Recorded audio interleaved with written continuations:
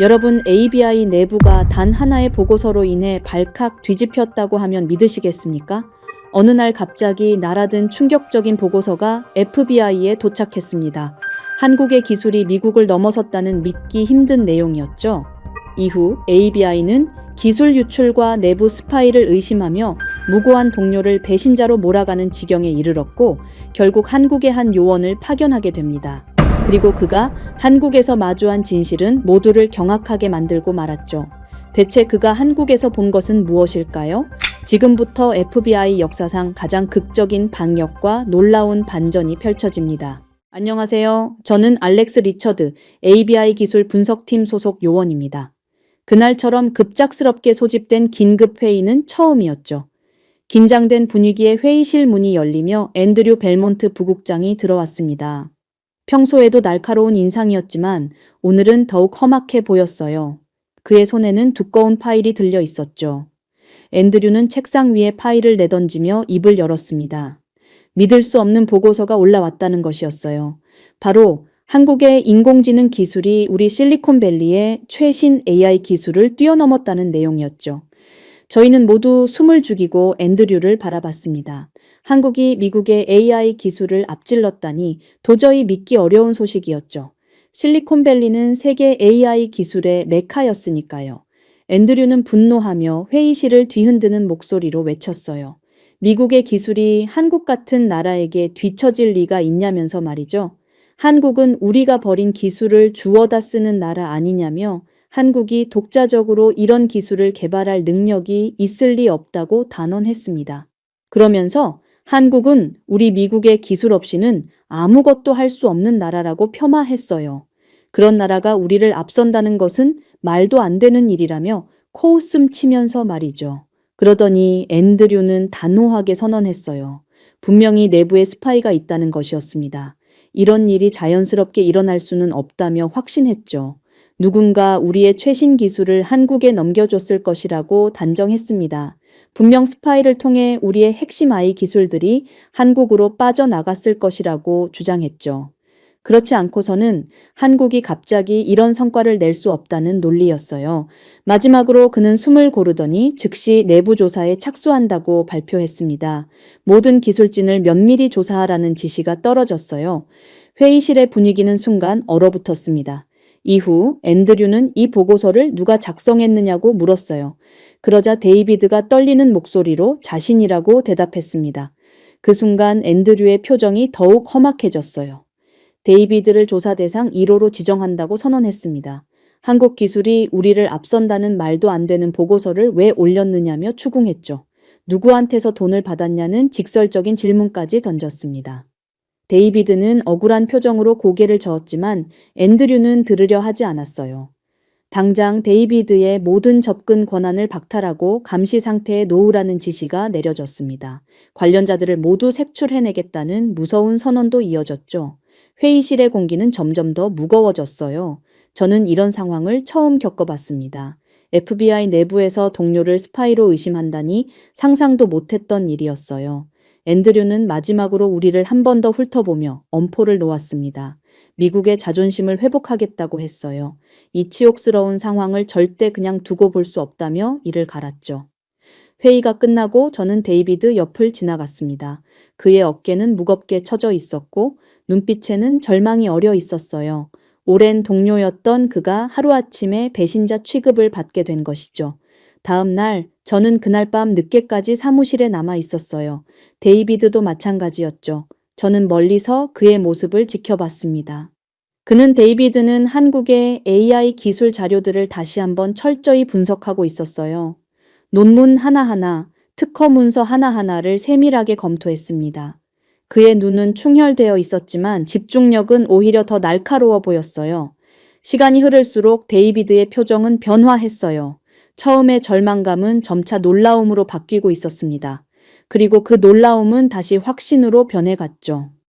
마침내 새벽 5시 데이비드는 마침내 키보드에서 손을 뗐습니다. 그의 얼굴에는 피로가 가득했지만 눈빛만은 또렷했어요. 무언가 중요한 것을 발견한 듯한 표정이었습니다.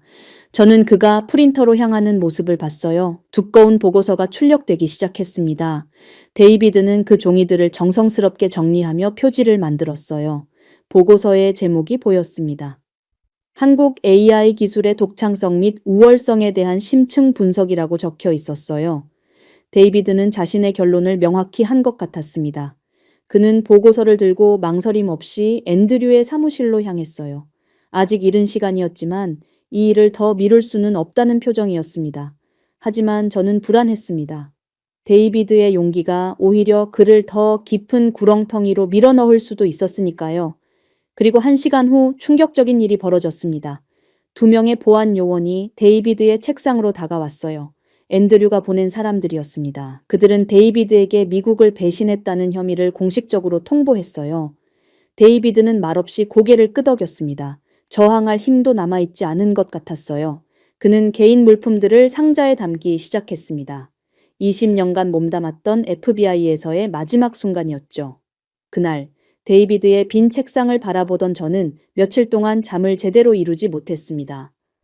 그의 억울한 표정이 계속 머릿속에서 떠나지 않았어요.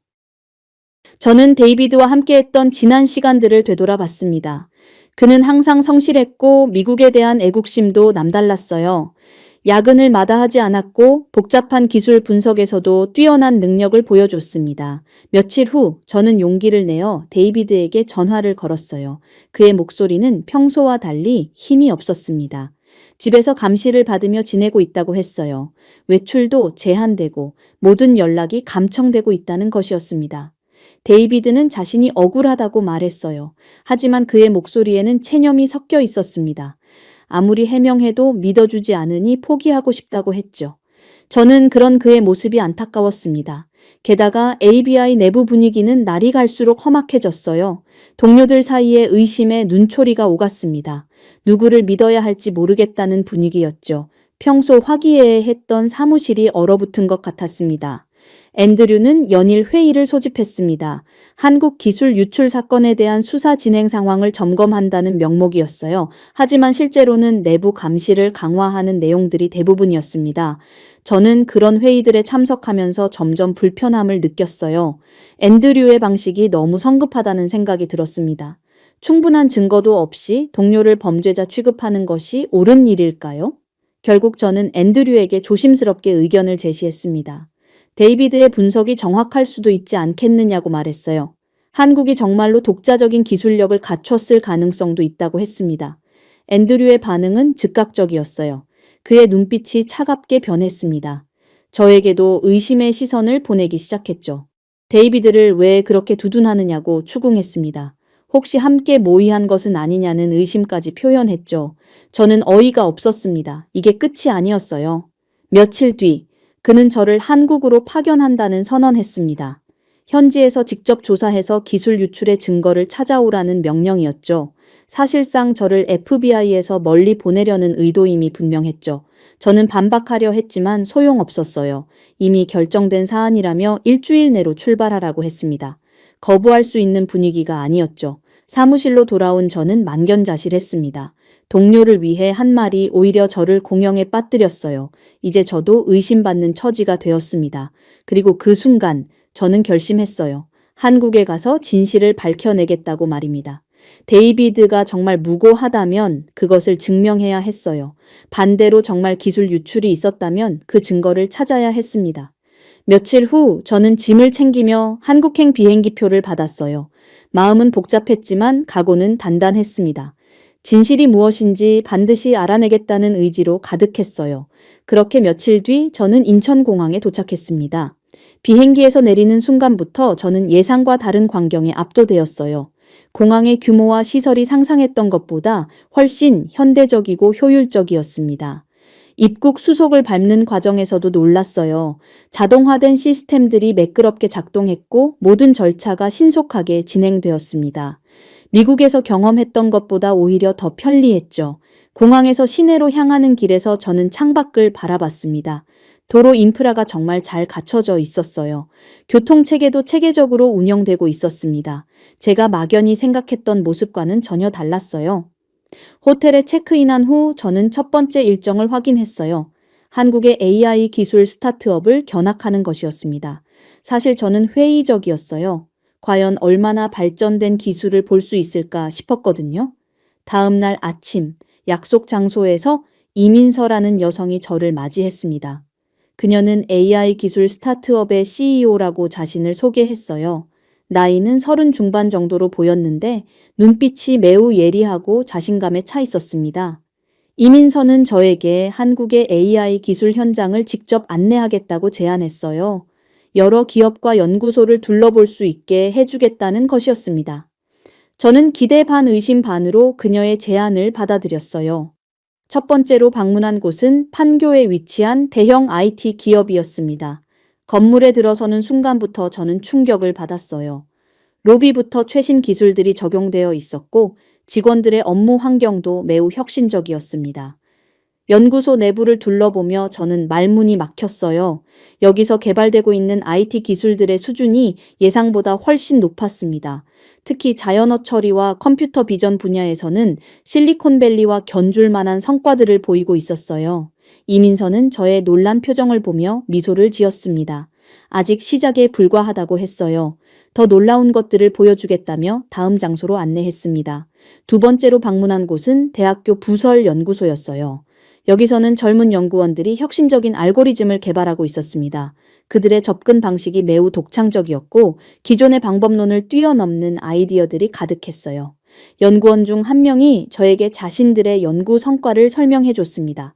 딥러닝 모델의 효율성을 획기적으로 개선한 방법이었어요. 저는 그 설명을 들으며 소름이 돋았습니다. 정말로 혁신적인 기술이었거든요. 점심시간에 이민서와 함께 식사를 하며 대화를 나눴어요. 그녀는 한국의 AI 기술 발전사에 대해 자세히 설명해 줬습니다. 정부의 지원, 기업들의 투자, 그리고 우수한 인재들의 노력이 결합된 결과라고 했어요. 저는 점점 혼란스러워졌습니다. 앤드류가 말했던 것처럼 기술 유출의 결과일까요? 아니면 정말로 한국이 독자적으로 이룬 성과일까요? 확신을 갖기 어려웠어요. 오후에는 또 다른 스타트업을 방문했습니다.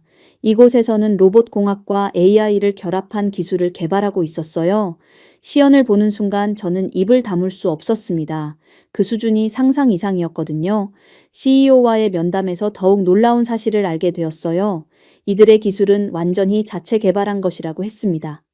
해외 기술을 참고하기는 했지만 핵심 알고리즘은 모두 독창적이라는 것이었어요. 이민서가 내일도 다른 곳들을 안내해 주겠다고 했습니다. 저는 그녀의 제안을 받아들이기로 했어요. 진실에 한 걸음 더 다가가기 위해서 말입니다.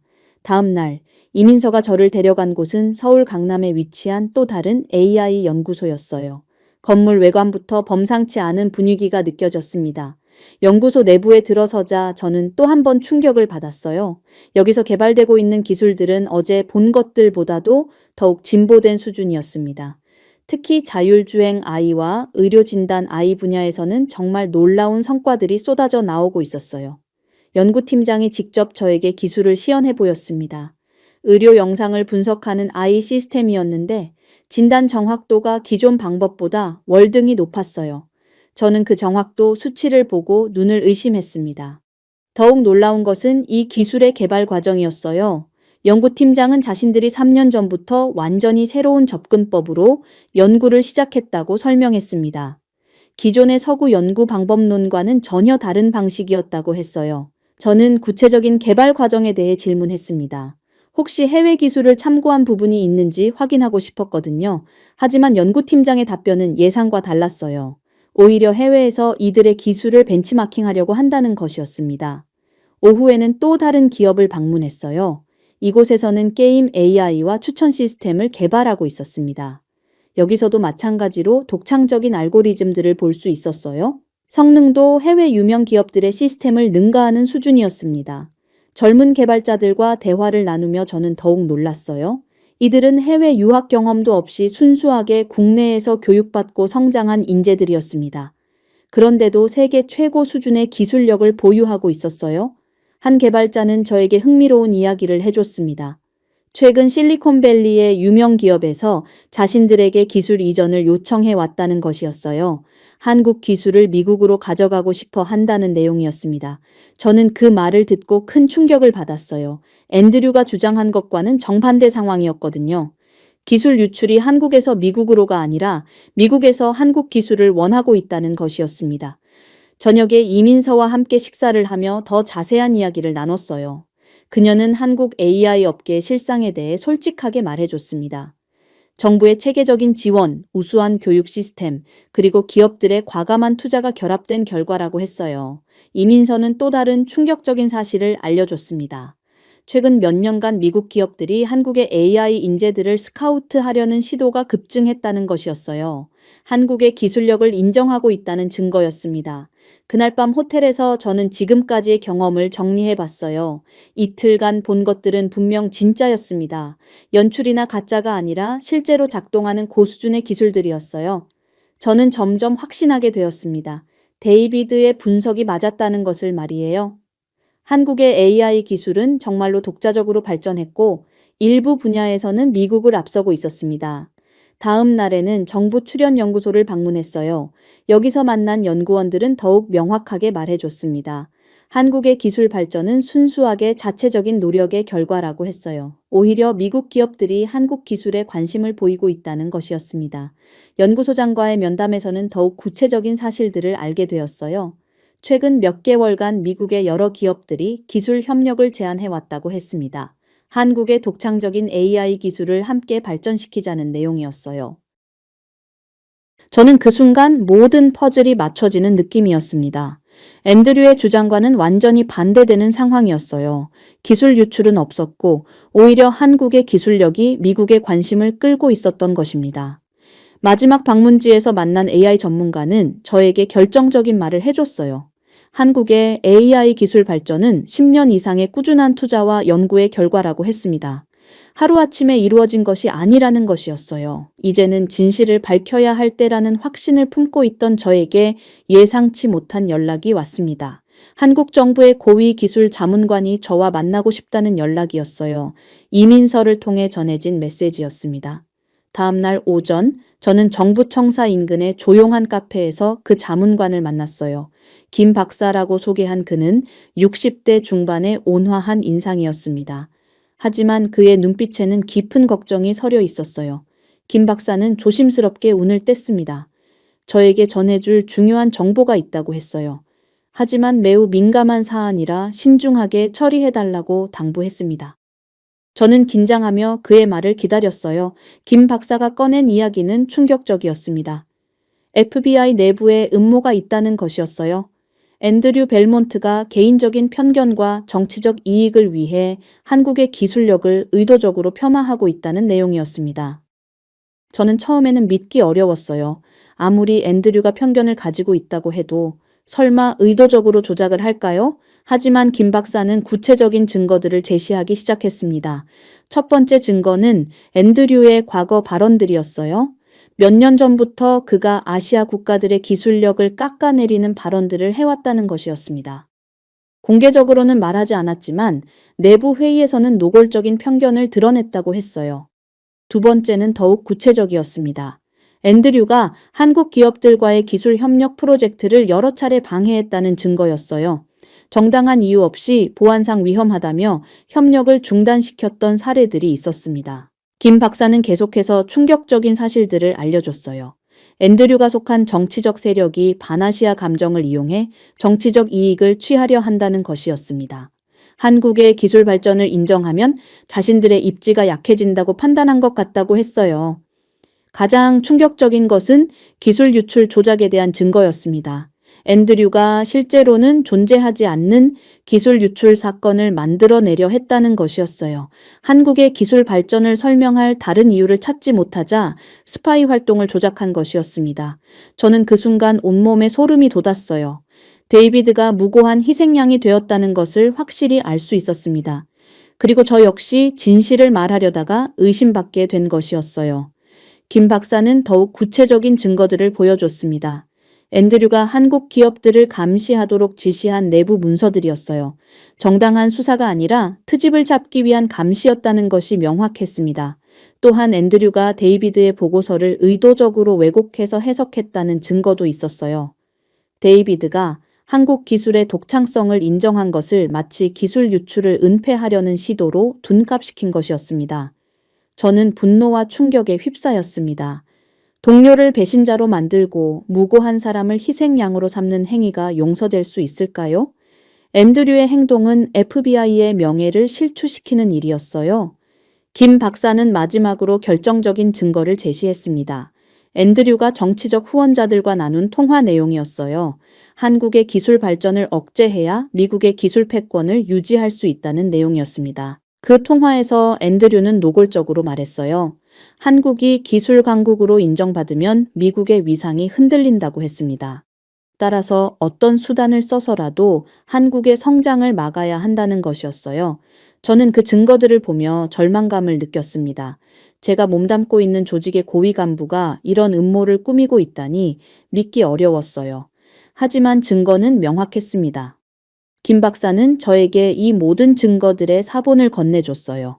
그리고 진실을 밝혀달라고 간곡히 부탁했습니다.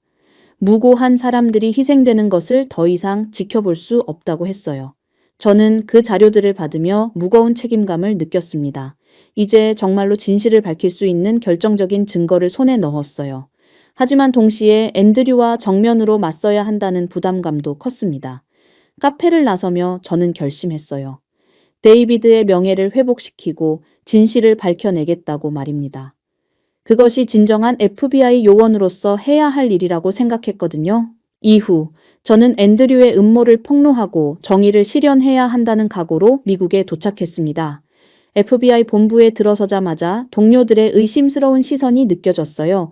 앤드류가 제가 없는 동안 저에 대한 의혹을 더욱 키워놨던 것 같았습니다. 저는 곧바로 FBI 국장에게 면담을 요청했어요. 하지만 일주일 후에나 시간이 있다는 답변을 받았습니다. 앤드류의 영향력이 국장실까지 미치고 있다는 것을 느낄 수 있었어요. 그때 앤드류가 저를 부르는 연락이 왔습니다. 즉시 사무실로 오라는 것이었어요. 저는 가슴이 두근거렸지만 침착함을 유지하려 노력했습니다. 결정적인 순간이 다가오고 있었거든요. 앤드류의 사무실에 들어서자 그의 표정이 평소보다 더욱 차가웠어요. 책상 위에는 제 한국 체류 관련 서류들이 펼쳐져 있었습니다. 저를 압박하려는 의도가 명백했어요. 앤드류는 한국에서 기술 유출의 증거를 찾았느냐고 추궁했습니다. 저는 잠시 망설였지만 곧 결심했어요. 더 이상 미룰 수 없었습니다. 저는 한국에서 발견한 진실을 말하기 시작했어요. 한국의 기술이 독자적으로 발전했다는 것, 그리고 기술 유출은 없었다는 것을 말했습니다. 앤드류의 얼굴은 점점 붉어졌어요. 그는 제가 한국에 매수되었다고 비난하며 즉시 정직시키겠다고 위협했습니다. 하지만 저는 물러서지 않았어요. 그때 김 박사에게 받은 증거들을 꺼냈습니다. 앤드류의 음모를 증명하는 결정적인 자료들이었어요. 그 순간 앤드류의 표정이 완전히 변했습니다. 당황한 기색이 역력했어요. 저는 차분하게 증거들을 하나씩 제시했습니다. 앤드류가 한국 기업들과의 협력을 방해한 문서들, 정치적 후원자들과의 통화 내용, 그리고 데이비드를 희생양으로 만든 과정들을 모두 보여줬어요. 앤드류는 처음에는 조작된 것이라고 주장했지만 점점 말을 잇지 못했습니다. 증거들이 너무 명확하고 구체적이었거든요. 그의 음모가 완전히 드러나고 있었어요. 저는 더 이상 참을 수 없어서 목소리를 높였습니다. 무고한 동료를 배신자로 만들고 편견으로 진실을 왜곡한 것에 대해 강하게 항의했어요. 그 순간 사무실 문이 열리며 ABI 국장이 들어왔습니다. 저희의 격한 대화를 들었던 것 같았어요. 저는 이 기회를 놓칠 수 없었습니다. 국장 앞에서 모든 증거들을 다시 제시했어요. 앤드류의 음모, 데이비드의 무고함, 그리고 한국 기술의 진실까지 모든 것을 설명했습니다. 국장의 표정은 점점 심각해졌어요. 앤드류는 마지막까지 반발했지만 국장은 이미 판단을 내린 것 같았습니다. 증거들이 너무 명확했거든요. 국장은 즉시 내부 조사팀을 구성하라고 지시했습니다. 앤드류는 그 순간 완전히 무너졌어요. 자신의 음모가 발각된 것을 깨달은 것입니다. 국장은 그를 즉시 직위 해제한다고 발표했습니다. 며칠 후 조사 결과가 나왔어요. 앤드류의 모든 음모가 사실로 확인되었습니다. 데이비드는 즉시 무죄 석방되었고 FBI는 공식적으로 그에게 사과했어요. 저는 데이비드와 다시 만났을 때 정말 기뻤습니다. 그의 얼굴에는 오랜만에 미소가 돌아와 있었어요. 진실이 밝혀진 것에 대해 깊이 감사해 했습니다. 앤드류는 결국 ABI에서 완전히 축출되었어요. 편견과 음모론은 진실을 가릴 수 없다는 것이 증명된 순간이었습니다. 그날 이후 FBI 내부에서 저희를 바라보는 시선이 완전히 달라졌어요. 동료들이 존경하는 눈빛으로 바라보는 것이 가장 뿌듯했습니다. 진실을 위해 싸운 것이 헛되지 않았다는 느낌이었어요. 더 중요한 변화는 한국과 미국 사이의 관계에서 일어났습니다. 이번 사건이 공개되면서 양국 정부는 기술적 편견을 버리고 진정한 협력 관계를 구축하기로 합의했어요. 저는 그 과정의 중심에 서게 되었습니다. 한 달 후 저는 다시 한국을 방문했어요. 이번에는 의심의 눈으로가 아니라 협력을 위한 공식 방문이었습니다. 이민서가 공항에서 맞이해줬고 그녀의 얼굴에는 따뜻한 미소가 가득했어요. 이번 방문 목적은 한미 AI 기술 협력 프로그램을 수립하는 것이었습니다. 양국의 우수한 기술을 결합해서 더 큰 혁신을 만들어내자는 취지였어요. 경쟁이 아닌 협력의 시대를 열어가는 것이었죠. 며칠간의 협상 끝에 구체적인 협력 방안들이 정해졌어요. 공동 연구 프로젝트, 인력 교환 프로그램, 기술 표준 공동 개발 등이 포함되었습니다. 이민서와 저는 이 프로그램의 공동 책임자로 임명되었어요. 첫 번째 공동 프로젝트는 의료 AI 분야였습니다. 한국의 뛰어난 의료 데이터 분석 기술과 미국의 하드웨어 기술을 결합하는 것이었어요. 몇 개월 후 놀라운 성과가 나왔습니다. 공동 개발한 의료 진단 AI가 기존보다 훨씬 높은 정확도를 보여준 것이었어요. 양국의 기술이 결합되니 정말 놀라운 결과가 나온 것입니다. 이 성공을 계기로 더 많은 협력 프로젝트들이 시작되었어요. 저는 ABI 신입 요원들을 대상으로 특별 간견을 하게 되었습니다. 이번 사건을 통해 배운 교훈들을 후배들에게 전하는 자리였어요. 저는 그들에게 편견 없이 진실을 추구하는 것의 중요성을 강조했습니다. 선입견에 사로잡히면 진실을 놓칠 수 있다고 했어요. 또한 국제협력의 중요성에 대해서도 이야기했습니다. 서로 다른 나라의 기술과 문화를 이해하고 존중할 때 더 큰 성과를 낼 수 있다라고 설명했어요. 신입 요원들은 제 이야기를 진지하게 들었습니다. 그들의 눈빛에서 진실을 추구하겠다는 의지를 볼 수 있었어요. 저는 그런 그들이 자랑스러웠습니다. 지금 저는 한미 AI 협력 프로그램을 통해 새로운 시대를 열어가고 있어요. 이민서와 함께 양국 간의 가교 역할을 하며 더 큰 혁신을 만들어내고 있습니다. 진실이 승리한 그날의 기억을 가슴에 품고 말이에요.